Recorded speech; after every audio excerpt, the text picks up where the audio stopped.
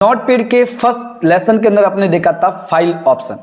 आज अपन देखने वाले एडिट ऑप्शन, यानी कि फाइल क्लियर होने के बाद नेक्स्ट चैप्टर आता है सेकंड एडिट, यानी कि आपको तोड़ना डेटा को, जोड़ना डेटा को, इधर उधर लेके जाना। तो कैसे लेके जाना? फिलहाल के लिए मैंने कोई भी डेटा यहाँ पे टाइप कर दिया। जैसे मैंने टाइप कर दिया, चाहे आप इंग्लिश में लिखो चाहे हिंदी में लिखो, इसका कोई फर्क नहीं पड़ता। आप चाहे हिंदी में लिखो इंग्लिश में, कुछ भी लिख सकते हो। वैसे अपन भाषा चेंज कैसे करेंगे आगे का चैप्टर आएगा।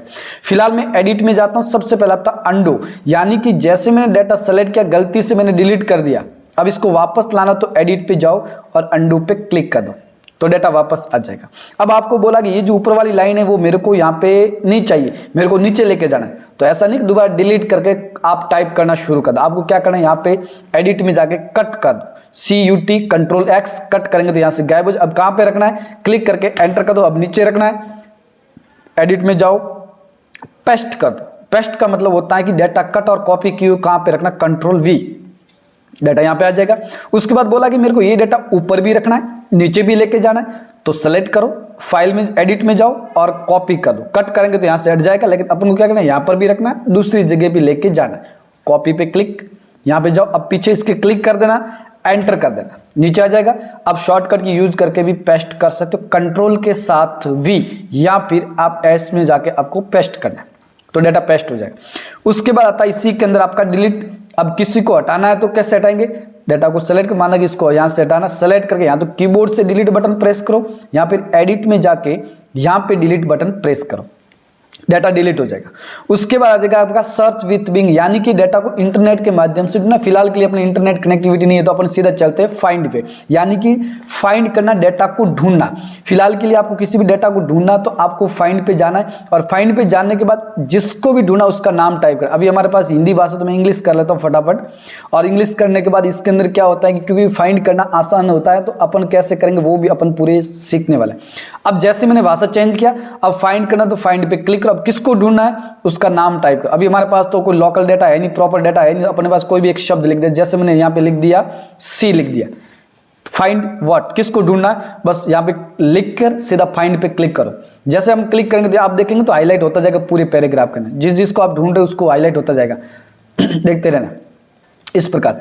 अगर मेरे को नहीं बैक करके देखना, आप देखो नीचे की ओर, ऊपर ऊपर की ओर जाना चाहिए तो अप पे क्लिक करो, अब फाइंड करो तो ये डाटा ऊपर की ओर जाएगा।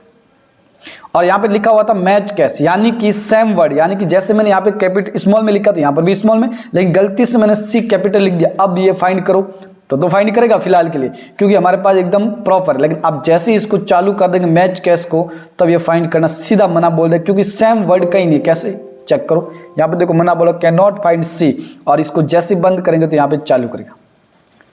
और उसके बाद रैप अराउंड, यानी कि ये चलता रहना चाहिए, कभी रुकना नहीं चाहिए। जैसे मैं यहाँ पे टाइप बैक कर रहा हूँ, बैक कर रहा हूँ, बैक कर रहा हूँ, जैसे यहाँ पे लास्ट में आएगा तो सीधा मना बोल देगा, उसके बाद कोई भी वर्ड नहीं। लेकिन जैसे डायरेक्शन चेंज करेंगे तो यहाँ पे देखो नीचे जा रहा है, नीचे जा रहा है, नीचे जा रहा है, जितनी बार आप करोगे नीचे चलता रहेगा। और जैसे लास्ट में आएगा तो फुल मना बोल देगा, उसके बाद कोई नहीं। तो अगर आपको लगातार चलाना, बैक टू बैक क्लिक और चलता रहेगा, कभी ये रुकने वाला नहीं। ये था आपका फाइंड। अब मेरे को गया बोला गया जिसको ढूंढा उसको शॉर्टकट के माध्यम से फाइंड करना है, तो इसके अंदर आता फाइंड नेक्स्ट F3। या तो आप बार बार यहाँ पे आके क्लिक करो, यहाँ पे कीबोर्ड से F3 बटन प्रेस कर देखो हाईलाइट होता जाएगा अपने आप। अब मेरे को बोला कि नहीं मेरे को बैक वापस देखना, तो इसके अंदर फाइंड प्रीव्यू, शिफ्ट के साथ F3, या तो आप शॉर्टकट की यूज करो या फिर ऑप्शन में जाके यूज करो। ऑप्शन में कोई जाएगा नहीं, बार बार शॉर्टकट की यूज करते, शिफ्ट के साथ शिफ्ट F3 दबाते रहो, देखो बैक की ओर जाएगा। और जैसे मैंने शिफ्ट छोड़ा तो F3 दबाया तो आगे की ओर जाएगा, और जैसे मैंने शिफ्ट प्रेस किया तो बैक की ओर जाएगा। तो इस प्रकार भी किसी भी डाटा को फाइंड कर सकते हो। उसके बाद आता है रिप्लेस। अब माना कि किसी नए शब्द को रखना किसी अन्य जगह पे, जैसे माना कि सी की जगह मेरे को कुछ और रखना, तो रिप्लेस पे क्लिक करो। अब क्या रखना है सी पे, वो आपको यहाँ पे टाइप करना है। जैसे मैंने यहाँ पे टाइप कर दिया 2030 कर लेते हैं, 2030 लिखा, बाकी कोई मत देखना, कोई टेंशन नहीं। अब सी की जगह मेरे को 2030 चाहिए सभी जगह, तो रिप्लेस ऑल। रिप्लेस करेंगे तो एक एक होगा, रिप्लेस ऑल करेंगे सभी जगह। जैसे मैं रिप्लेस ऑल करूंगा, जहां जहां सी था वहां 2030 आपको नजर आ रहा होगा सभी जगह। आप चेक करेंगे देखेंगे तो देख लेते हैं। उसके बाद था गो टू। अभी देखो गो टू आपका ये ऑप्शन आईडी, यहाँ पे इसको ओपन करने के लिए फॉर्मेट में जाना है, यहाँ पे जो वर्ड रैप इसका टिक हटा देना है। अब देखोगे तो आप ओपन हो जाएगा। इसका काम होता है गो टू का, कि आप जो काम कर रहे हैं कौन सी लाइन पे, पता करना, माना कि मैंने यहाँ पे क्लिक किया, यहाँ पे तो आप मैं एंटर कर लेता थोड़ा सा, और मेरे को पता करना कि मैं कौन सी लाइन पे हूँ, तो आपको क्या करना, सीधा यहाँ पे जान, जैसे मैंने यहाँ पे क्लिक कर दिया, अब यहाँ पे जाओ, अब मेरे को ये पता तो नहीं कौन सी लाइन पे, क्योंकि यहाँ पे डेटा तो कम है, तो पता कर सकते, डेटा ज़्यादा होगा तब क्या करो, यहाँ पे क्लिक करो। अब बता रहा कितने नंबर लाइन है, 7 नंबर। लेकिन आपको एक काम करना है, इस ऑप्शन का यूज नहीं करना है, इस ऑप्शन का यूज नहीं कर, तो इसका यूज कहाँ पे मिलेगा आपको, तो स्टेटस बार के अंदर देखेंगे तो आपको यहाँ पे नजर आ रहा है, यहाँ पे लाइन नंबर और कॉलम संख्या, आप किसी भी लाइन पे क्लिक करेंगे, यहाँ पे चाहे किसी भी तो इसका नाम आ जाएगा, जहां जहां आप जाओगे वहां पर नाम कॉलम संख्या आती रहेगी आपको, तो इस ऑप्शन के अंदर जाने की जरूरत नहीं।